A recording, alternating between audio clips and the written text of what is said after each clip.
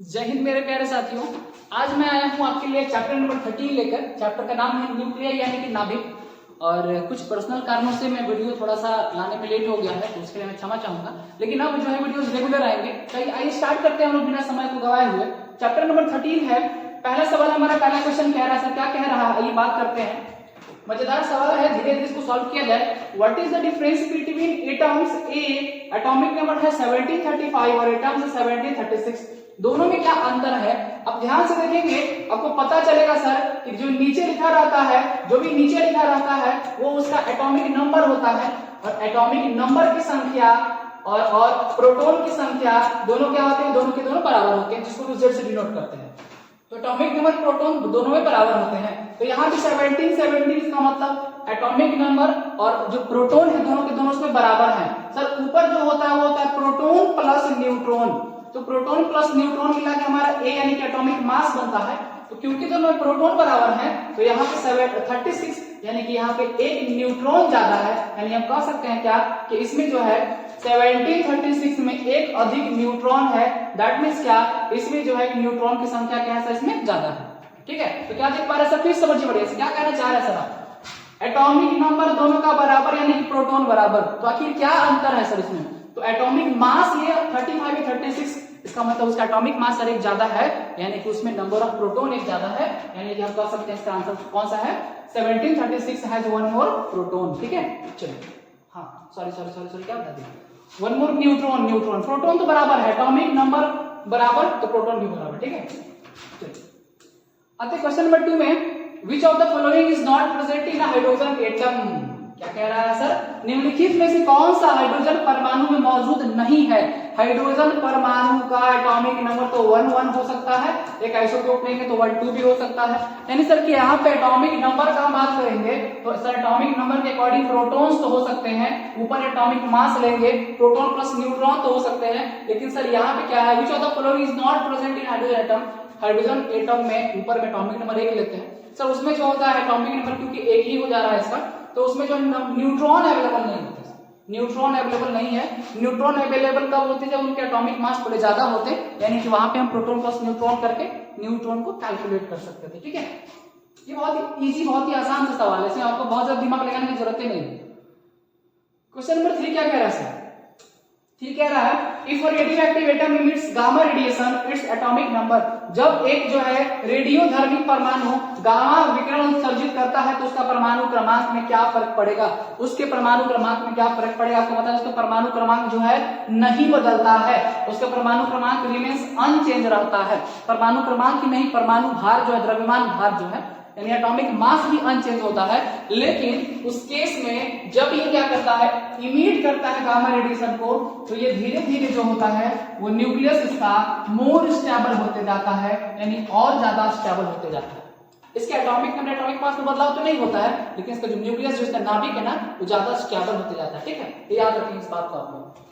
Previous videos में chapter 1, 2, 3, 11, 12 5 video already हमारे channel पे अपलोडेड है, जिसमें जैक का जो भी मॉडल जारी किया गया है आपका, जो अभी तक कोई ऑफिशियल घोषणा नहीं है इसका, उसका हमने एमसीक्यू का ऑलरेडी वीडियो करा रखा है, तो आप उसको जरूर देख लें। और अभी हम 13, 14 को भी कंप्लीट कर लेते हैं लगातार। ठीक है, उसके बाद फिर हम लोग जो है वो इसका एक्सप्लेनेशन क्वेश्चंस को करेंगे, जो इसका हमारा जो दिया हुआ सब्जेक्टिव टाइप क्वेश्चन उसका हम लोग रिविजन करेंगे। ठीक है, आप हमारे चैनल पर जरूर बने रहें। आपको जो है क्लास 12 का कंप्लीट तैयारी कराने वाले हैं, आपको कहीं कोई समस्या नहीं होने वाला है, बस आप हमारे चैनल पे बने रहें। ठीक है, दोस्तों को भी जरूर चैनल शेयर करें इसका लिंक, ताकि लोग हमारे साथ जुड़े, आपके भी जो फ्रेंड्स है वो जुड़े हमारे साथ।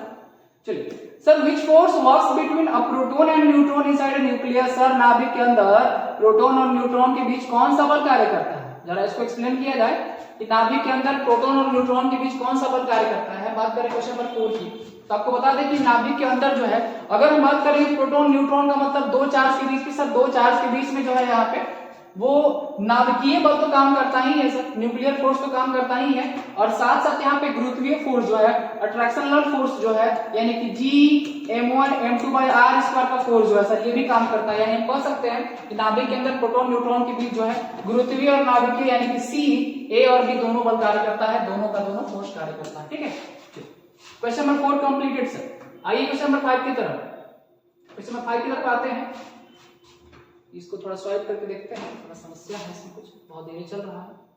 क्वेश्चन नंबर 5 आंसर सी इसका था, ठीक है। आइए 5 देखते हैं नीचे क्या कह रहा है।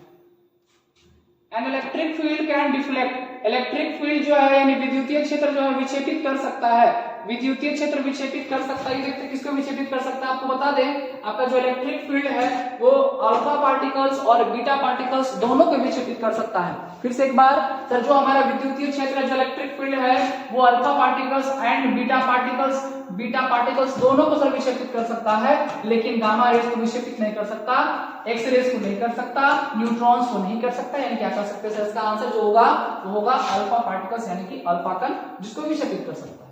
ठीक है, आते हैं नेक्स्ट क्वेश्चन की तरफ। क्वेश्चन नंबर 6 हमारा क्या कह रहा है, how much percentage of radioactive sample get disintegrated after 3 half lifes. कह रहा है 3 हाफ लाइफ के बाद जो है, 3 आधे जीवन के बाद कितना प्रतिशत रेडियोधर्मी पदार्थ जो है वो विघटित हो जाता है। आपको बता दें 3 हाफ लाइफ के बाद जो है वो अप्रोक्स 12% 5% बच जाता है, 12.5% बच जाता है। यानी जब 100% में 12.5% को सब्ट्रैक्ट करेंगे तो आपका जो है वो जो डिसइंटीग्रेटेड बच जाएगा वो होगा आपका 87.5%, यानी कि 87.5% इसका आंसर होने वाला है। यानी कि आफ्टर रेडियो एक्टिव सैंपल जो अनडिकेड पार्ट्स होंगे, जो अविघटित पार्ट रहेंगे इसके, ठीक है ना, वो कितने बचेंगे, अविघटित 12.5 और विघटित कितना हो जाएगा 87.5। ठीक है, आइए देखते हैं इसको हम लोग। यानी 87.5% इसका फाइनल आंसर है, जो आप देख सकते हैं आपके सामने लिखा गया है। ठीक है, ये इसका आंसर है। आगे कह रहा है sir, if a radioactive atoms emit a beta particle then its atomic mass. यदि कोई रेडियोधर्मी परमाणु, याद रखिएगा बढ़िया सवाल को, ठीक है ना, बीटा कण उत्सर्जित करेगा तो क्या होगा सर, जब बीटा कण उत्सर्जित करेगा तो इसमें जो है रिमेन्स अनचेंज, कोई बदलाव नहीं आएगा। अगर यही अल्फा पार्टिकल करता तो ये इंक्रीज बाय 1, ये इसका आंसर एक बढ़ जाता, इसका जो वैल्यू है, इसका जो एटॉमिक मास है एक बढ़ जाता।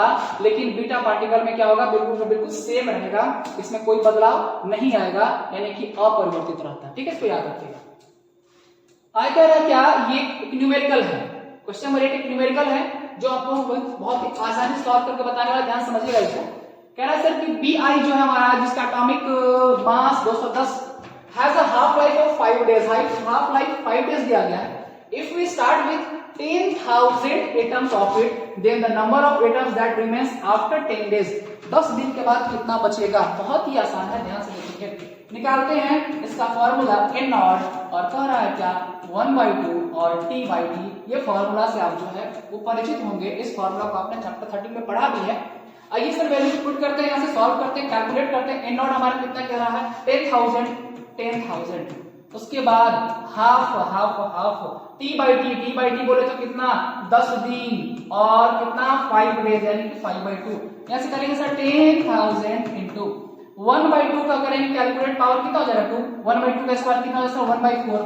और जब आप डिवाइड करेंगे 4 से डिवाइड करेंगे, और 4 से डिवाइड करेंगे 10,000 में तो आपको मिलेगा 2500 गुना 4 10,000 होता है, यानी कि इसका आंसर कितना होने वाला है 2500। अब देख सकते हैं इस तरह से n not into half T/T, half life के फॉर्मूला कैलकुलेट किया गया है और क्वेश्चन नंबर 8 को बिल्कुल आसानी से सॉल्व किया गया। ठीक है, आसान क्वेश्चंस दिया गया है, आपको परेशान नहीं होना है, हम आपके साथ बने हुए रहेंगे, क्वेश्चन को कराते रहेंगे, सॉल्व कराते रहेंगे। सर क्वेश्चन नंबर 9 क्या कह रहा है, रेडियो एक्टिव आइसोटोप जिसमें कह रहा है 19-240 emits 2 alpha particles and 1 beta particles, the resulting isotope इस। आपको बता दें कि अल्फा पार्टिकल के केस में, इमिट करने के केस में इसका एटॉमिक मास जो है, एटॉमिक नंबर जो है वो 4 डिक्रीज कर जाता है, एटॉमिक मास 4 डिक्रीज कर जाता है, 4 डिक्रीज कर जाता है और एटॉमिक नंबर 2 डिक्रीज करता है। जबकि बीटा पार्टिकल के केस में जो है वो एटॉमिक मास जो है अनचेंज रहता है, नहीं बदलता है, लेकिन इसका एटॉमिक नंबर 1 इंक्रीज कर जाता है। तो क्योंकि 2 अल्फा पार्टिकल्स को इमिट करेगा और 1 बीटा पार्टिकल्स को इमिट करेगा, तो यहाँ पे नीचे जो बचेगा सर इसका 4 गुनी 8, एटॉमिक मास में 8 डिक्रीज करेगा, तो 240 से अगर हम 8 घटाएंगे 232 बचेगा। ठीक है, क्योंकि बीटा पार्टिकल में एटॉमिक मास में कोई चेंज नहीं होता है, इसको भी हम जस्ट ऊपर क्वेश्चन में देखे भी थे। अब बात करेंगे सब नीचे कितना होगा, 2 और 1 3, यानी कि 90 माइनस 3 कितना 87, इसका आंसर 87 232। 87,232 ये इसका आंसर है 87,232 ये इसका फाइनल आंसर, इसका सही आंसर है। सर थोड़ा सा और इसको एक्सप्लेन करिए, थोड़ा बढ़िया से करिए ना, सबने समझ में आया क्या कहना चाह रहे हैं। अल्फा पार्टिकल और बीटा पार्टिकल, अगर दो पार्टिकल इमिट होते हैं, बढ़िया समझना सर, तो अल्फा पार्टिकल जो है इमिट करने पर एटॉमिक मास जो है इसका 4 डिक्रीज कर जाता है, जबकि एटॉमिक नंबर जो है इसका 2 डिक्रीज करता है। बल्कि बीटा पार्टिकल के केस में क्या होता है, एटॉमिक मास में नो चेंज और एटॉमिक नंबर जो है वो इंक्रीज कर जाता है। इस बात को भी याद रखेंगे। इसी फॉर्मूला के साथ हमने इसको कैलकुलेट किया, ठीक है। Last, which one is not an electromagnetic radiation.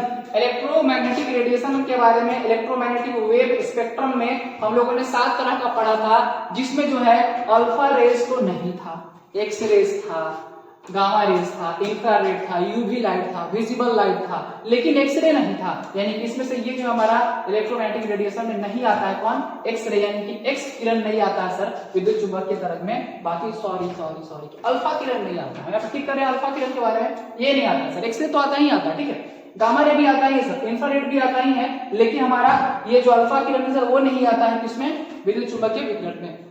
तो ये था हमारा बिल्कुल 10 आसान एमसीक्यू जो चैप्टर 13 में हम लोगों ने देखा।